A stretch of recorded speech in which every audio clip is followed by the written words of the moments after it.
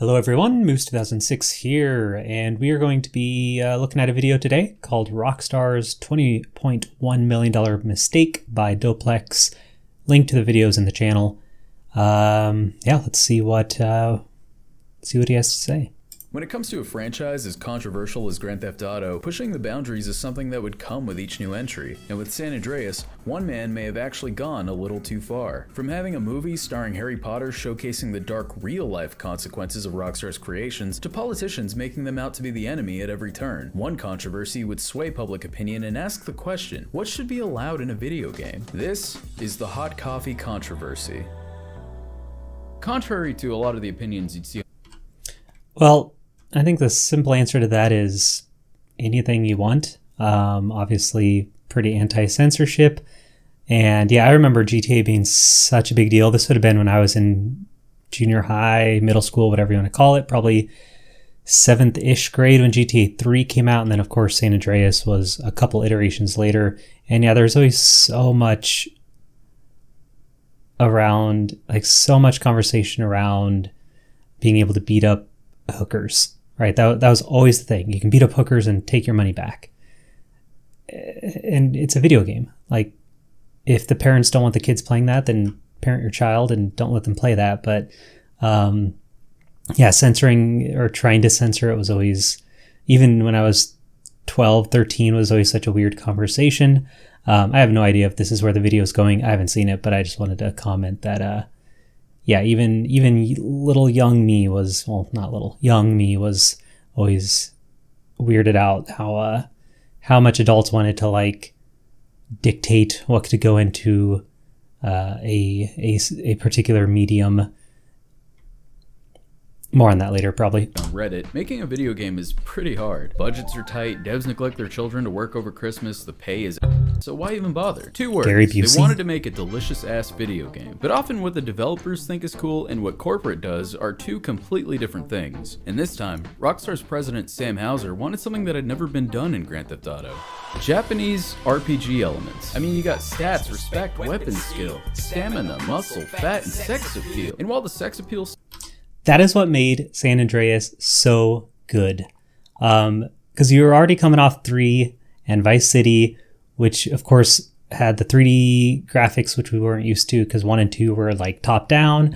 And then, yeah, it was just so unique. Obviously the violence and things when you're a kid, it's appealing. Doesn't mean we're going to turn into that as real people, but then, San Andreas had all this stuff where you could go work out and all of a sudden your guy would get more muscly. And I don't know if he'll talk about it in this video, but taking over the territories was always probably one of the best parts because 20 years ago now, that was so novel. That was ahead of its time. Sam actually wanted players to engage in intercourse virtually. Now remember, this was the early 2000s, and not only that, but the inclusion of nudity would mean the worst nightmare for investors. The dreaded adults-only rating. A stamp of sin signed by Satan himself, which would all but banish your game to be hidden behind shovelware like Chicken Shoot for the Wii, since, they weren't exactly stocking hentai games at your local Game Crazy. Now don't get me wrong, Sam understood this, so he got to work on finding a happy medium between Mario Party and the Newgrounds adult section. Just 4 months before release, Sam sent an email. I don't remember ratings ever being that big a deal. Maybe I never knew any games with an 18+ rating, but I don't think it's not like you had to be 18 to buy it. I think it was more like it currently is with it's like parental advisory. Maybe I just never knew of a game that had 18+. I don't remember this being a thing. To Rockstar's head of operations, Jennifer Colby, with a list of acts he planned for the game. Hold on. Okay. So going back to earlier when I said you're allowed to put anything in your game.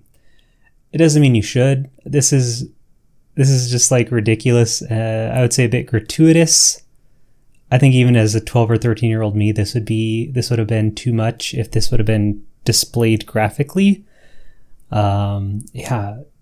Okay, it's only a minute 30. Let's see what... And of course, she voiced her concern. And in response to Jennifer's concerns, Sam went to his creative team to find out exactly what would be allowed in a game like this. Obviously, Sam was very desperate to push the boundaries, but with the game so close to release, his team was rushing to add in his last-minute additions. Just 2 months before release, the team was working hard to put a bow on this bad boy when Sam actually gets an email from Rockstar's co-founder, Terry Donovan. The email laid out an extensive list of alterations that would have to be made in order to avoid said adults-only rating, but at this point, it was way too late. So Mr. Hauser had some decisions to make. Do they delay the game to make the alterations? I mean, the thing is, you're promising the suits funding this game profits. Sam even floated the idea of releasing 2 versions of the game, one with the M rating and one with the AO rating. But the thing is, it's too expensive to produce a second version of a game that's just gonna be exclusively sold on the gamer's dark web. Now, you might be wondering to yourself. Yeah, I think that answers the question. I probably just never knew of an AO game. M was probably the most I'd ever seen, so. Or out loud, I don't know how you act when you're alone. Why don't they just delete the sex? Can't they just delete the sex? Delete the sex, Sam! Well, according to Sam Hauser, it wasn't that easy, because you see, the way the game was coded, it was such a mess of overlapping systems that if you take one thing out, you risk breaking another, and at this point, it would open up a whole other can of squirms. It was too risky. So in the end, it was easier to just disable the thing that triggers the sex minigame, because I mean, come on, nobody's gonna hack into their game on consoles, right? Nobody has that much time on their hands. Can you sense my sarcasm? So Rockstar signed, sealed, spit on, and sent off their year-and-a-half-long love child into the market. The game released on October 26, 2004, and was met with glowing reviews. Children and adults alike were living it up in this new world they created, exploring all the acts of terrorism the game had to offer. But all the while, a piping hot pot of Joe lay dormant under the poorly textured surface. While the game was being enjoyed by console owners, the tight-knit community of PC modders were fizzing for Rockstar's newest title to be ported over to their souped-up Hot Wheels PC. But a few impatient modders cracked into a copy of San Andreas for PlayStation 2 and noticed some interesting keywords buried within.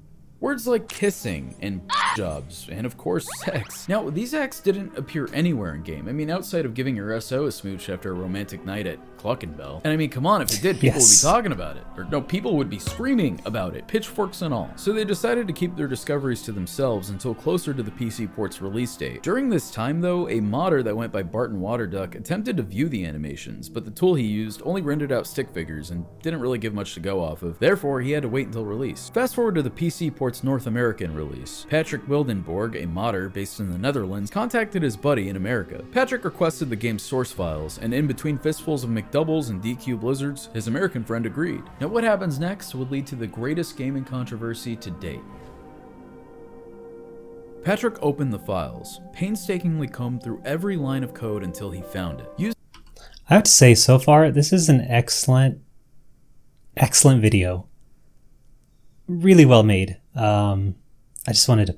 Using a special editor, he unlocked the thing that Rockstar and Sam Hauser tried to hide. He just didn't know it yet. So after making the changes, he saved the file and sent it right back to his American friend. June 8th, 2005. At 11:37 p.m., Patrick would receive a video file from his buddy in the States. And in it, a scene depicting Carl Johnson, the game's protagonist, engaging in sexual acts with a female NPC. Go girl! Like a good Mormon, Carl remained fully clothed as he dry humped this poor woman. I hope you a girl. Complete with rumble effects to add to the immersion of getting laid. It's just like real life. You're incredible. You should get paid for this. The way this minigame would have been triggered is by romancing one of your many in-game girlfriends hard enough to fulfill your relationship meter. At which point your shoddy would be like a melody and invite you in for some coffee. You want to have some coffee? And then you know what happens next. Alright, bitch, let's roll. And with this discovery, Patrick would release the patch to the public the very next day with the title Hot Coffee, a fitting euphemism. And in just the first Okay, I was going to comment a bit ago that, so this would have been 2005. One weird thing is you mentioned YouTube, which would have been in its infancy. I don't think I watched my first YouTube video till 2000. Oh, it would have been 2005. It would have been 2006. I remember it was my freshman year of college, which would have been fall of 2006. And it was still pretty brand new. So I was surprised to hear it here in 2005. But yeah, for me, this would have been like my junior to senior year of high school. And I was about to comment that I had no finger on the pulse with this, which was weird since I loved San Andreas. But yes, as soon as he said the hot coffee mod, which I should have realized earlier when he kept talking about hot coffee. Yeah, I definitely remember this happening. I never like downloaded it or used it, but yep, definitely remember this being a thing 17 years ago. The patch would be downloaded over 1 million times. Okay, the cat was out of the bag, man. Well, the metaphorical cat, because, you know, no nudity. All right, now get this. The same day the patch releases, Sam Hauser is sitting at his computer desk with a cup of presumably hot coffee, and he's browsing the GTA forums to see how people are liking their game. And then he sees it. His jaw dropped. There was nothing he could do but get ready for the piss and spit storm that was forecasted to hit Rockstar Games. And then Doug Lowenstein, the president of the Entertainment Software Association, saw the video making its rounds on the internet. And you don't want to piss off the ESA, man. They were responsible for E3, publishing, promoting, you name it. And needless to say, he was pissed. So the PR team over at Rockstar were instructed to keep their mouths shut if questioned about hot coffee. That was until they were confronted by the Elder Gods themselves, the presidents of both the ESA and the ESRB. So backed into a corner, Sam opened his mouth, and what came out was something that nobody saw coming. He told them that the hot coffee minigame was the work of third-party modders, recycling old animations to create a sexually suggestive minigame, and that Rockstar had nothing to do with it. So, a lie. This would lead to a worldwide investigation. When I say worldwide, I mean countries were deciding if they... Why? Why would he do that? I don't get why you wouldn't just tell the truth and just say, yes, this was in our game, and then we hit it. Because that's what happened, and I feel like that's fair. Why would you just... What a strange... It's almost like someone who just lies their whole life and is just automatic. I'm not saying that's him, but at this point, just the truth sounds way better than the lie, I think. Wanted their citizens to be exposed to this filth. The ESRB themselves would come under fire for failing to give the proper AO rating to the title. State officials and parents everywhere were so mad at this hidden feature, you would have thought that it included a tutorial on how to eat your fucking dog. Very explicit pornographic scenes had been placed into the game Grand Theft Auto San Andreas. On top of...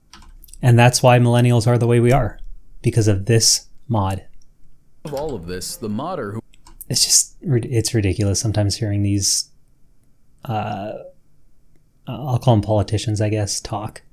Who was responsible for uncovering this feature was filled with stress and anxiety as news vans camped outside of his house hoping to speak with the little scoundrel. So after getting tired of hearing his phone ring non-stop, Patrick would delete the mod and speak out in Rockstar's defense via his personal website, stating that even though he was not responsible for creating the minigame, in order to view it you'd have to modify the game's code. Therefore, it shouldn't be classified as a cheat, Easter egg, or a secret, but rather a leftover mechanic from its development. So after feeling the sickness and his stomach died down, he goes to bed, and he's awoken by his phone ringing one more time, but this time, it was Rockstar. They called to thank him for his act of good faith, verifying their identity with an email later. All seemed right in the world. That is until Rockstar doubled down. On July 14th, 2005, they would release a public statement denouncing any involvement in the minigame, stating that it was the work of a determined group of hackers who have gone to significant trouble to alter scenes in the original version of the game. And with the second lie, the ESRB did acknowledge Rockstar's denouncement, but had no choice but to lay down the long dick of the law, take that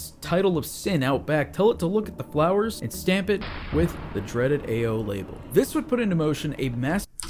This is so strange. Well, first of all, the lying. The PR team is bad. Like, just dumb. Dumb lies. Just dumb. No sense. But it's weird that they retroactively gave it an AO rating based on a feature you can only get by downloading a mod. Like, how are they able to do that? But I guess the SRB is all-powerful. Recall from all big box retailers. I'm talking Walmart, Target, Best Buy, Burger King, all had to pull the game off their shelves and cease all sales of the title. Across the seas though, in Australia, those dudes didn't even have an age rating high enough for this game, which meant any game like this would be tossed into the beefy 5 layers of hell, never to even be mentioned again. Australians really don't like sex. I mean, they procreate through photosynthesis out there. It's wild. So what's next? Well, patches, batches of patches. Oh shit. Here we go again. One for PC and one for consoles. A complete rework of the game's code was put into motion, and a reprint was necessary if they wanted to revert back to the M rating and recoup all the scratch they lost. Like Deja Vu, the title hit retailers once again with a second edition stamped under the ESRB rating to convey that all the characters' genitals have been mutilated. I actually dug out my copy of San Andreas just to see if I had second edition, and turns out I don't. So in my hands, I hold a piece of controversial history. Can I get arrested for this? Behind the scenes though, the suits were still not happy. I mean, this brought into question a hell of a lot more than why Sam was so freaking horny all the time, but how this even got past inspection to begin. This is so ridiculous.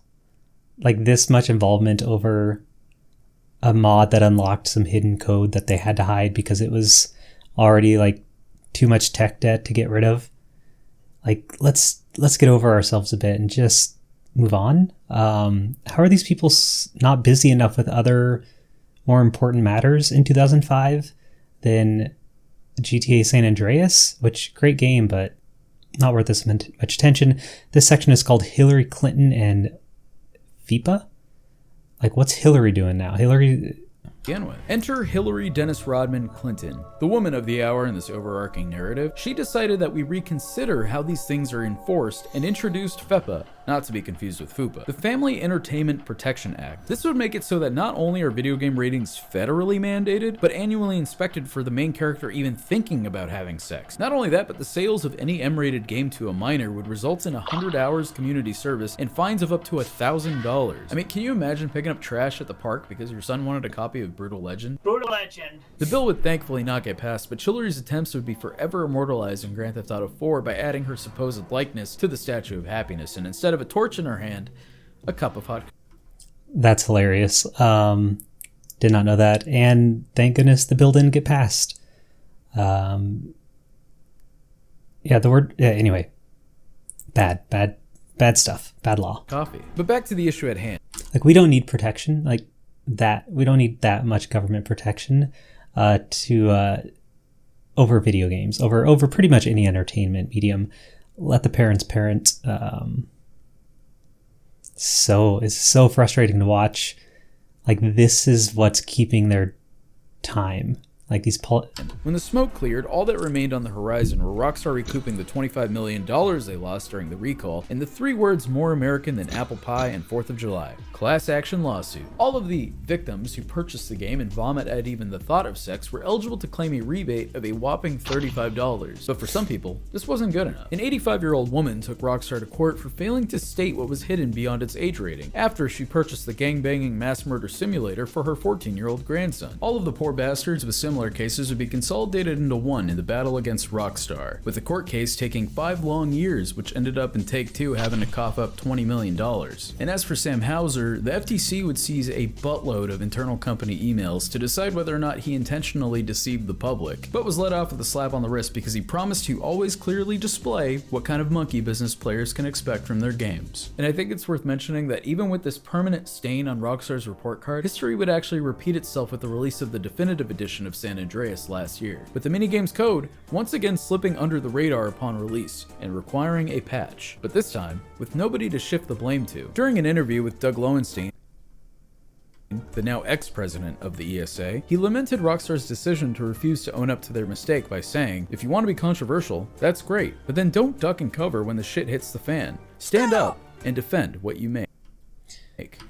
Yeah, it's a great video. Like, this guy's channel is gonna blow up if he keeps this up. Awesome info, well edited. Loved watching it.